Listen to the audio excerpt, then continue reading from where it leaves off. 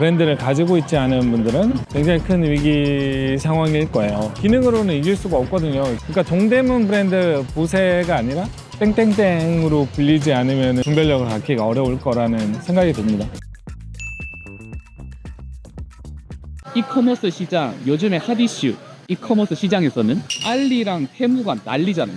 예전에는 저는 긴장을 안 했거든요. 결정적으로 위기를 느낀 건 어머니가 테무를 쓴다.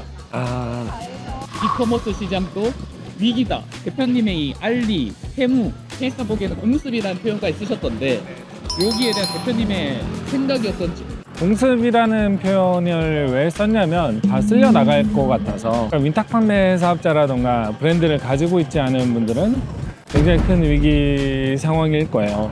주변 분들도 마찬가지고, 심지어 동대문에서 하고 계시는 분들이 있죠. 그런 분들도 되게 타격을 많이 입고 있어요. 브랜드들도 타격을 좀 입긴 입을 겁니다. 왜냐하면 기능으로는 이길 수가 없거든요. 출할 경쟁을 하고 있는데 이미 수조 원의 매출이 알리와 테무에서 나오고 있다라고 상반기 기사도 받고 계속 지속적으로 성장 계속 할 것 같긴 해요. 왜냐하면 분별력이 안 생긴 브랜드나 기능적으로 브랜드에 투자하지 않는 영역들은 이제 답이 없죠. 그러니까 동대문 브랜드 보세가 아니라 땡땡땡으로 불리지 않으면 이제 분별력을 갖기가 어려울 거라는 생각이 듭니다. 그래서 대표님이 기능 가치 말고 감성 가치를 쫓아라 라는 말을 페이스북에 쓰신 것 같아요. 네. 대표님이 말하는 감성 가치가 구체적으로 어떤 건지. 가나오는 사람들은 예쁘거나 나랑 취향이 맞는 것들을 선택을 많이 하잖아요. 그래서 이제 브랜드 페르소나나 타겟 페르소나라던가 이런 것들을 만드는 게, 예전에는 누가 이런 이야기 하면은 그게 도대체 무슨 소리야 이랬을 텐데 지금 이제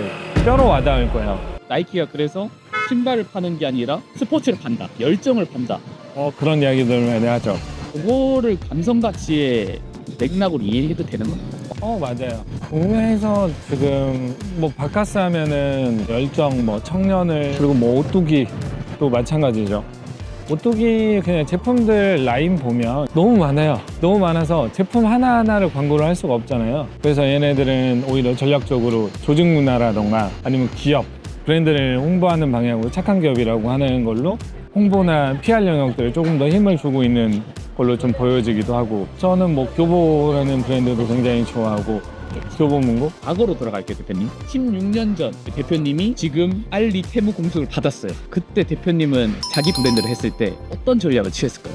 근데 그 당시에 만약에 알리테무가 들어와 있다라고 하면, 지금 같은 상황이라고 하면 속수무책이죠. 왜냐하면 문화격차라는 게 있잖아요. 알고 있는 만큼 수준이 굉장히 높잖아요. 그러니까 예를 들어서 수준 높은 나라에 가면 그래도 조금 더 매너 있고 법규나 치안이나 이런 부분들을 잘 지키는 것처럼, 예전에는 해외에서 오래 살다 오시는 분들이 그런 브랜드를 운영을 하셨지, 한국에서 전통적으로 계속 뭔가를 해오셨던 분들이 그런 브랜드를 운영하지 못했었어요. 방법도 잘 몰랐어요.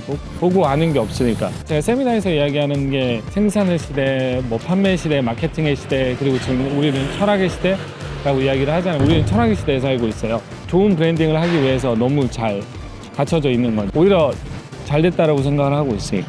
원래 이 환경은 결국엔 오래 할 거였는데 외국에 비해 한국이 늦게 온 거네요. 철학의 시대가. 그렇죠. 그러니까 비슷한 애가 언제였냐면, 일본의 지금 동대문 시장보다 훨씬 더 큰 도매 상가가 있었어요. 지금은 거의 다 망해서 없어졌죠. 동대문 때문에 그렇게 된 거야. 인근국 가고 훨씬 더 저렴하고, 심지어 우리나라 분들이 손기술이 정말 좋았거든요. 그래서 그냥 쓸려 나간 거죠. 거기 있는 분들이 다 어디로 갔을까요? 다 거리로 쏟아져 나온 거예요. 그래서 엄청나게 많은 그런 하우스 브랜드라던가 브랜드를 만들기 시작한 거죠. 그래서 꼼데 가르송이나 유니클로 같은 이런 브랜드들이 일본이 정말 많잖아요. 베이프도 있고, 한국은 그런 섹시한 브랜드에 좀 아시는 분들은 아실 거예요. 많지 않지 않아요? 지금 조금씩 있죠. 근데 향후에는 더 그럴 거예요. 그러니까 자본주의는 정말 서바이벌이잖아요. 그러니까 마음이 좋다고 따뜻하다고 해서 꼭 이렇게 다 되는 거 아니라서, 이제는 이제 브랜드 싸움이 되지 않을까 그렇게 생각하고 있습니다. 그 감성 가치라고 하는 것들을 좀 이해하려면 책을 많이 공부하셔야 돼요. 근데 시장 환경이 이미 그렇게 되어 있고, 길거리로 이제 쏟아져 나오고, 최저가 경쟁이라던가 이런 것 말고 다른 브랜드와 어떠한 차별점을 가지고 어떤 선택을 받을 것인가. 브랜드는 선택받는 존재잖아요. 선택받기 위해서 브랜드가 필요한 거기 때문에 오히려 더 좋아질 것이다. 저는 시장이 가지고 있는 자정작용을 어느 정도 믿기 때문에 그렇게 될 것이라고 생각을 하고 있습니다. 그러면 잠깐 말씀해 주신 것 중에 책을 많이 읽어야 된다. 요때 바로 써먹을 수 있는 추천? 홍성태 교수님 나움보다 다른, 그리고 전우성 작가님 그래서 브랜딩이 필요합니다. 일단은 기본적으로 좀 읽어보시면은 도움 많이 될 것 같아요. 지금 대표님을 코치로 모시고 계신 많은 이커머스 사업자분들한테 응원의 한마디 해주신다면? 예전에는 비교적 좋은 선택들을 해왔다라고 하면 비교적 싸거나 뭐 기능적으로 비교적 더 기능이 뛰어난 이런 것들이었다고 하면 지금은 남과 다름이라고 생각을 해요. 훨씬 더 그 인문학적인 소양들을 훨씬 더 많이 갖추셔야 되는 시기라는 생각을 지금 좀 많이 하고 있습니다. 공부하셔야 돼요. 정말 많이 공부를 하셔야 될 것 같아요.